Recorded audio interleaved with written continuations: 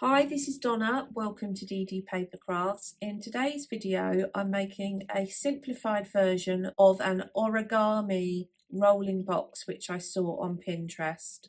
I didn't want to do all the various folds, so I set to find an easier way of putting the piece together. And as a consequence, we have this box which rolls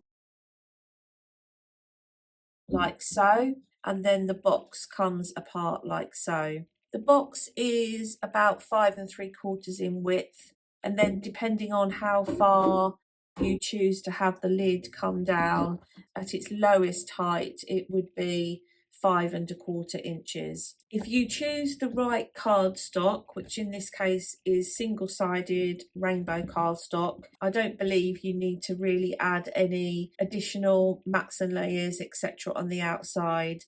And indeed, you might want to add a few embellishments, but I like the fact that you can see how the shape comes together with these bands on the top and the bottom on both sides. The box does come together easily, so let's put it together. Both pieces for the top and bottom will be 10.5 inches by 8 inches, and along the 8-inch side score at 3 and 5.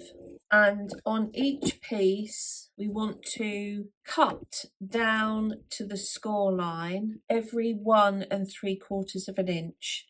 Now I'm going to keep my piece in the scoreboard, and using my craft knife I'm going to run my craft knife down in the track. So you might want to make a pencil mark and then draw your pencil lines in and then cut with scissors. Do whichever part of the next process is going to be easiest for you, as long as you end up with the same result. So I'm going to cut down at 1 3/4 down to the score line, 3 1/2, 5 1/4, 7 and 8 3/4. Rotate the piece 180 degrees.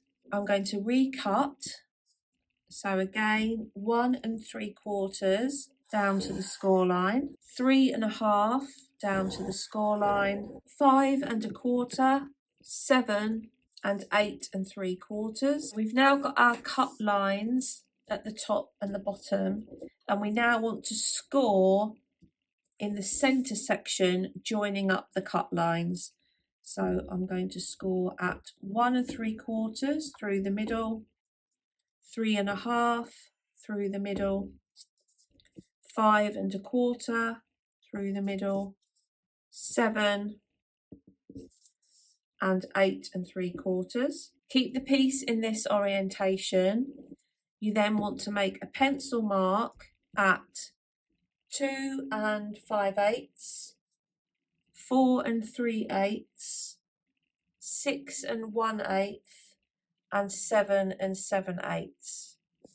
Rotate the piece 180 degrees and do the same.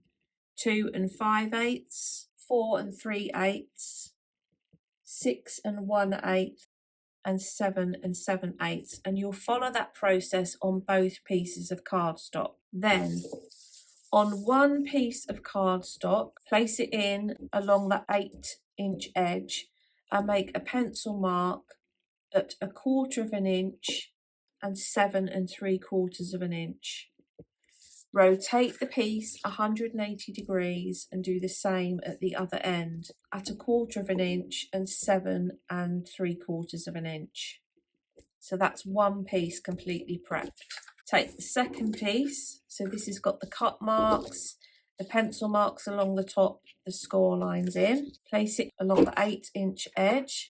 We're going to make a pencil mark along the top at 3/8 inch and 7 5/8 inch. Rotate 180 degrees, 3/8 inch and 7 5/8 inch. So that's the two pieces. They're the only two pieces we need to create the rolling box. Fold and burnish along all of the score lines.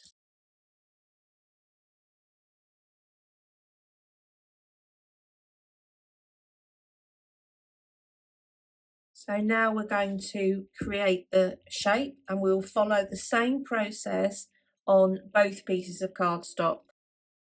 we'll start from the second piece.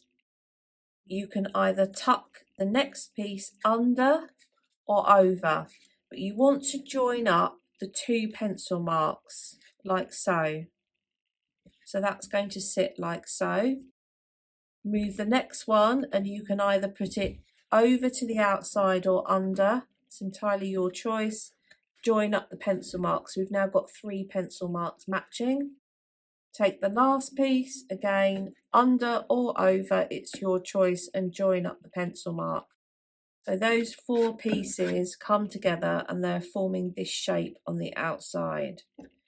So you can decide the look that you want. You might want to have them so that the 2 central ones are on the outside and the 2 outer ones are on the inside, like so. So that's how they're going to come together. I'm going to start to add some glue. I'm going to just draw around this one here. So I know that my glue can go within that section. I'm going to do the same on this one. So those 3 are going to come together like so, and then I'm going to have this next, the 4th one coming in. So that will come across all of them like so. So if I just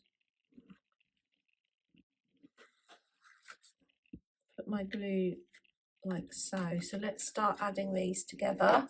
So I'm going to start by adding glue onto this one. And I'm going to use the construction glue because that's obviously going to give me the strength and some wiggle room as I add the pieces.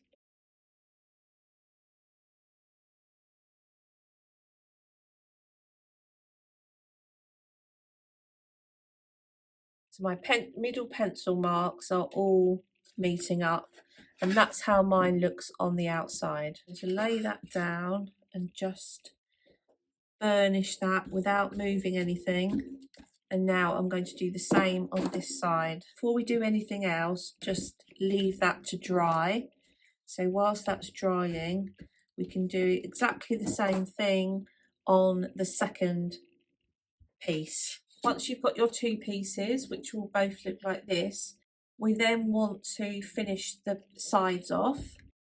So we're going to bring across the 2 panels, and you want to line up the edge of your cardstock with the pencil line.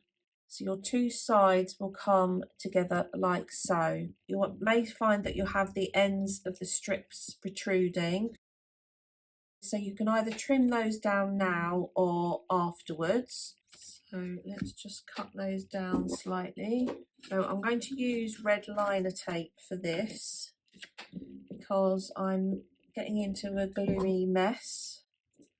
So I'm going to run that along the edge of this piece. But before I stick the piece together, I'm going to add glue into this top section so that the side strips are adhered onto the sides. Bring this across, bring this over, and on the inside line up the edge of the cardstock with the pencil mark like so. So that's one side done. So I'm going to repeat that process on the other side. So that's one part of the box, and that will either be the lid or the base. So on the second part, we're going to do exactly the same thing, but you're going to pull these bits in towards each other, and this will make this side slightly narrower than the piece that we've just made.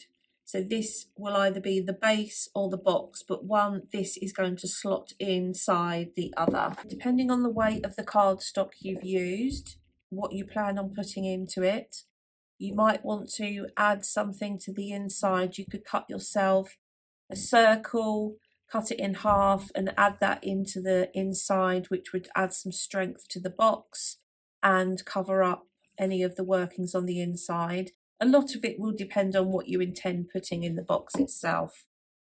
But you should find that one of your sides is slightly smaller than the other and will slot in. They will slot together like so.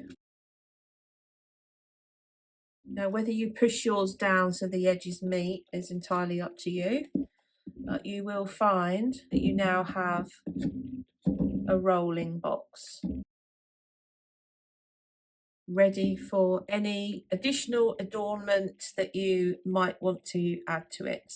I don't actually feel that the box needs any additional embellishment because of the cardstock I've used. I have added a simple topper sentiment onto both sides. The one thing I have done is I cut myself an oval which sits over the top edge of the box to cover up where the strips of cardstock meet underneath, and also it's enclosed the raw edges of the strips on the inside, so stops the lid getting caught on the base. So now you can see the box does slot together easily. Now you could of course have some stopper further up on this piece so that your box lid only comes down like so. That of course is personal preference, and that wouldn't affect the roll of the box in any way.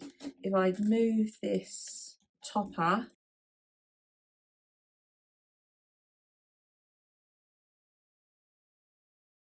then means the lid will only come down so far because the sentiment is stopping it, and it doesn't affect roll of the box. So you have some options in terms of the look that you want to create for the outside of the piece. Just to show you some variations which I made in other sizes, this one here, which ends up 3¼ inches wide, was made from a piece of 6x6 cardstock, which was scored at 2 and 4, so it has a 2-inch base, and then the strips were cut at every 1 inch. And this tiny one here was made from a piece of 3x3, so this is scored at 1 and 2 to create the base, and then the strips were cut at every 1/2 inch, and you get this small version. So just to show you the variations that you can get from different size cardstock. So there we have today's product, a simplified version of the origami rolling box. I hope you've enjoyed today's video. If you haven't done so already, please consider subscribing to the channel. And until next time, thanks for watching.